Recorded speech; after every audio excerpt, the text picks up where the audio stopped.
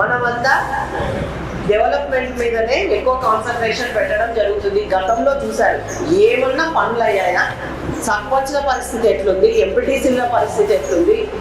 ఈ ప్రభుత్వం వచ్చిన తర్వాతనే సర్పంచ్లకు నిధులు వేయడం కానీ డెవలప్మెంట్ జరుగుతుండడం కానీ.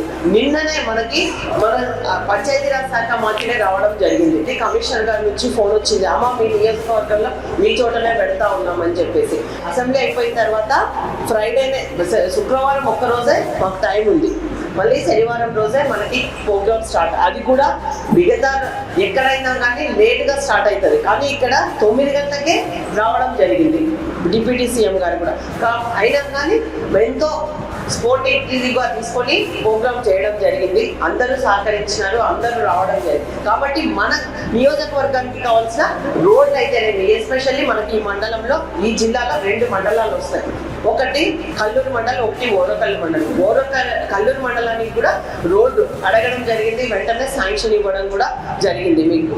కాబట్టి ఏదైనా డెవలప్మెంట్లో ఇప్పటి వరకు మన నియోజకవర్గంలో 16 కోట్ల వరకు ఎన్ఆర్ఈజీఎస్ కింద పనులు చేయడం జరిగింది. కర్నూలు జిల్లాలో పాండ్య నియోజకవర్గమే ఫస్ట్ ఉంది ఈ వర్కులు చేయడంలో కూడా.